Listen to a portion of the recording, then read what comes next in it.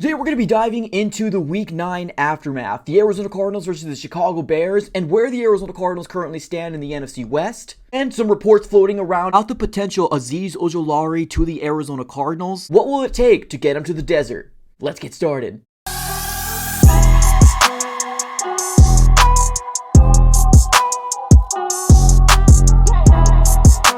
Back into another video. Definitely do me a huge favor, smack up that like button and subscribe for more Arizona Cardinals content. On this channel, we're covering the Arizona Cardinals throughout the entirety of the 2024 season. And guess what? We're on the road to 16K, so subscribe it up. It's absolutely for free. But let's go and dive right into it, ladies and gentlemen. Let's talk about the Week 9 aftermath, Cardinals versus Bears. And let me just say this right now. It is an absolutely refreshing thought that we're waking up on Monday morning, 3 Mondays in a row where the Cardinals are victorious, right? Now, obviously, I guess not 3 Mondays in a row because the Chargers game was technically on a Monday night, but we got 3 games in a row, right? 3 games in a row, 3 W's, and honestly, it's a really good feeling here as an Arizona Cardinal fan that lived through 2022, and then 2023, and now 2024. A lot of people thought that the Cardinals were not going to win any more than 3 or 4 games, but guess what, right? Our run game is as dynamic as it comes here in the NFL, and if we can sustain that, it'd be really tough for any team to beat the Arizona Cardinals. And obviously, the defense is now starting to hit their stride. We got a lot of young, talented players back there in the secondary, obviously with Budda Baker being the staple point and Jalen Thompson.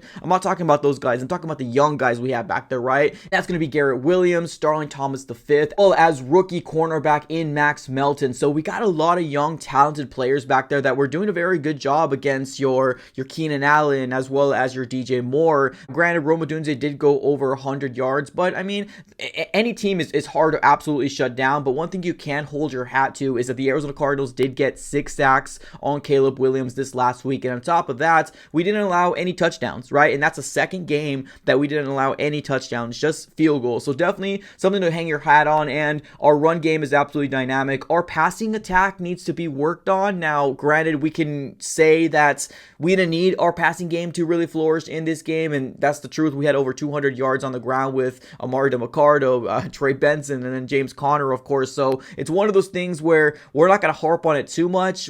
I'm just looking for some consistency, right? Because I do believe that the Arizona Cardinals can get to that next level if A, we run the ball consistently, which we've shown that we can do. B, being able to have that consistent pass attack, right? And that pass attack right now has been very, very hot and cold. We see it every once in a while, and then it kind of goes away for a couple games. I just need that to be consistent, as well as the run game, and I feel like this Arizona Cardinal offense can be very, very good and very, very scary. As of right now, we are still at the top of the NFC West, which is absolutely an amazing feeling because each game right now is absolutely crucial. This last week, we had the San Francisco 49ers on their bye week, and you had the Seattle Seahawks taking on the Los Angeles Rams, and it was a really close game, and they ended up going to overtime, but the Rams ended up being victorious and now go to 4-4 on the season, where the Arizona Cardinals are now 5-4 on the season. We really do got a good opportunity here for the Cardinals to potentially be 6-4 heading into the bye week. We got the New York Jets coming into State Farm Stadium next week, and I don't want to get ahead of myself, but I do know that the Jets are struggling with a lot more than just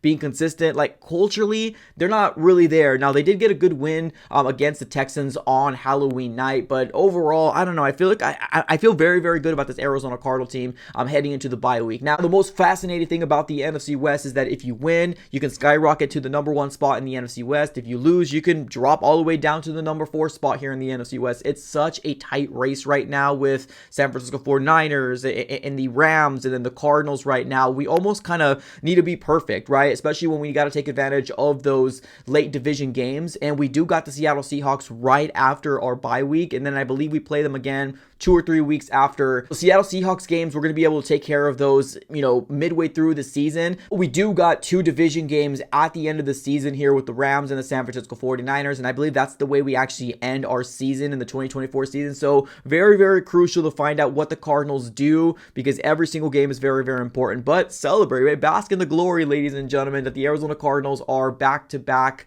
weeks with staying at the top of the division, we were able to take care of business. And the Chicago Bears aren't a slouch of a team, right? They're a really, really good defensive team, but one of the biggest weaknesses the Arizona Cardinals were able to expose, right? They're not the best at stopping the run, and with James Conner, Trey Benson, and Amari DeMarcado, it almost kind of opened up the floodgates, and the Arizona Cardinals didn't really need to execute that passing attack because we didn't need it, right? We were trying to drain the clock out and obviously kill the time, and by the time they blinked their eyes, they were down by 20 points, and they just couldn't get out of that mess. So shout out to Jonathan Gannon, shout out to Nick Rallis, and on top of that, shout out to Drew Petzing as well, to had a fantastic game plan against this young rookie quarterback in the Chicago Bears. And now people are starting to talk about potentially firing Eberflus, right? So it's one of those things where obviously, when people on the outside, they don't want to lose to a team like the Arizona Cardinals, but we know, right? Internally, we know that we can be a very, very good team. You just got to take care of our business here on our side, right? And obviously play the next person on our schedule. And so far, with what we've seen so far, we had two very close games that we lost by less than 7 points, right? With the Bills, which could potentially be a Super Bowl contender. The Lions, which could potentially be a Super Bowl contender. We did get beat down twice already in this season. That's going to be with the Packers as well as the Commanders, but we also did obviously win 5 games at the end of the day too. So the Cardinals right now are in a really, really good situation with where they're at. Now, ideally, obviously, it would be better to be, 9-0, but that's not the realism that we're living in right now. The Cardinals are a 5-4 team, and it's a really, really, really good 5-4 team. So let's take care of business. Let's stay on this West, and obviously the next matchup is going to be against the New York Jets. Hey, have you heard of NFL All Day? This really cool way to collect and own official NFL highlights. You can collect some of the biggest plays in football, and now they're even adding the top rookies just like Marvin Harrison Jr. and others from this year's 2024 draft class. Basically, you buy a pack with moments like a touchdown or a game-changing interception, and each one of them is unique. They're all tied to a blockchain, so it's like owning a piece of the NFL that's totally yours. Plus, with the new rookie class added, you can pull a moment from one of the league's rising stars right from the start. What's awesome is that you can hold on to them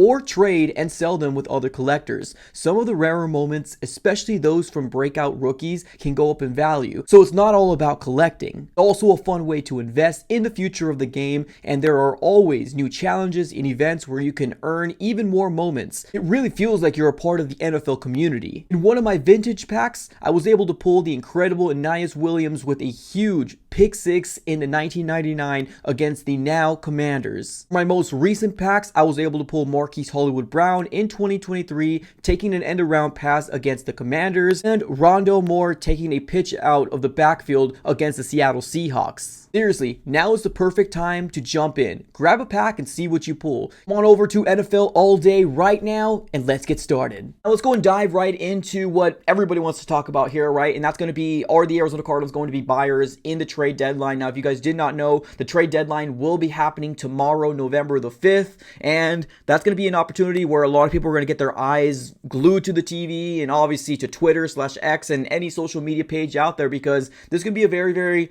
deciding factor if the Cardinals are going to try to go for the West or try to make a playoff push. Because if you want to make the playoffs, right, and I'm talking to Kyler and the rest of this team here, you probably have to win the NFC West, try to get into the playoffs, right? Because I still do feel like the best division within the NFC side is probably the North, right? So right now where the Cardinals are standing at 5-4, we got everything in front of us, right? So here's the big question. Should the Arizona Cardinals be buyers, right? Now, I saw this very, very interesting tweet out there earlier this morning from Dan Duggan, and I believe he is from The Athletic, and we've been talking about The Athletic here for, the past week or so with obviously Diana Rossini, Mike Jones, and now Dan Duggan. He ended up coming out with the tweet about 4 hours ago, and he says this: "Here's my Giants trade deadline predictions. Azeez Ojulari to the Arizona Cardinals for a 2025 5th-round pick."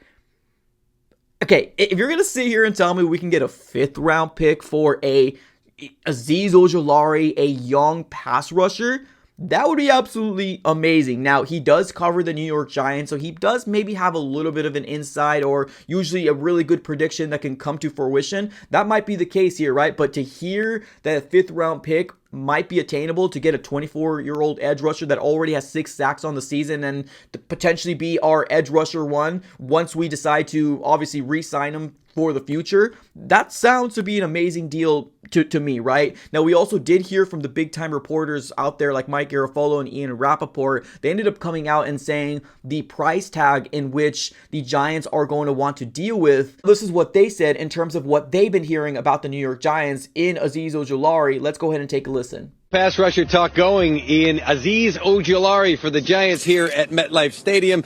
Today, will he continue to play for the Giants? There is interest in Ojulari. The Giants have received inquiries regarding him. He's a free agent at the end of the season, but they've got Kayvon Thibodeau and Brian Burns, so they may not have enough money left for a guy who is on his way to a career high in sacks. That career high is 8. He already has 6, so he could be a double-digit sack guy, which makes him attractive to teams in need of a pass rusher, maybe even some teams that want to trade for him and then try to re-sign him to a long-term deal, get a jump on free agency.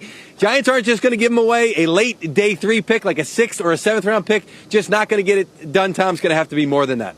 As you can tell here, ladies and gentlemen, a lot of eyes are glued to the idea that, there's a lot of big connections with Azeez Ojulari to potentially going to the Arizona Cardinals. We need a pass rusher, right? And it's crazy because we had 6 sacks this last game versus Caleb Williams, but the consistency is what we need to see, right? Especially if you want to be a playoff team, you need to have a consistent pass rusher. And why not go after a young guy in Azeez Ojulari? On top of that, his brother plays here in BBQ Ojulari. That would be really cool to have the Ojulari brothers to obviously compete amongst each other and see who's got the best season at the end of the 2025 season when he comes back healthy. So in that clip, when we heard Mike Garafolo talking, he ended up saying that the Giants aren't going to let him go for basically nothing, right? Pretty much saying they're not going to take a late 3rd day pick, right? So in my mind, that means maybe like a 6th round pick or maybe even a 7th round pick, but maybe a 5th round pick could be attainable, right? And per Dan Duggan here, prediction is that the Cardinals could potentially land in Azeez Ojulari with the 5th round pick.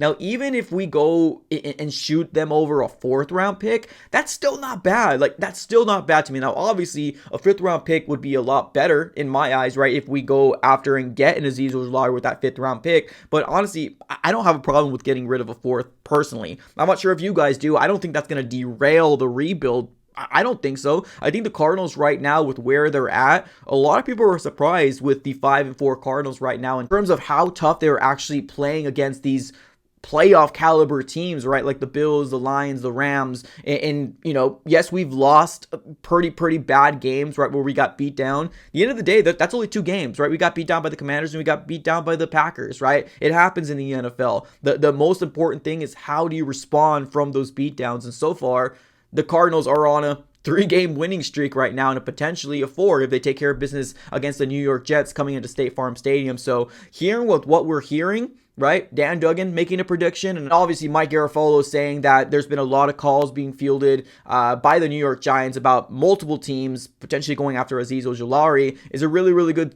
sign in the right direction. Now, I'm really excited to see if the Cardinals make a move because I think this is the move right here. I really do. Now, even if they go after an Arden Key, I'm okay with that as long as we try to bring somebody in. I'm one of those fans that I don't feel like a 4th round or a 5th round pick is going to derail the Arizona Cardinals at all. I don't think so. I don't think that's the case. I think the Cardinals are going to be still in a good situation if we do give up a 5th round pick for him or a 4th round pick. We're going to be fine. This Cardinals culture that's being built right now, as long as they can keep winning, we can stay on the right trajectory, right? Heading into the 2025 season. So, ladies and gentlemen, what are your thoughts here on the latest report about what the Cardinals could potentially, land a Azeez Ojulari for? Let me know in the comments below. I appreciate y'all for tuning in as always. Have a great rest of your day and go Cardinals.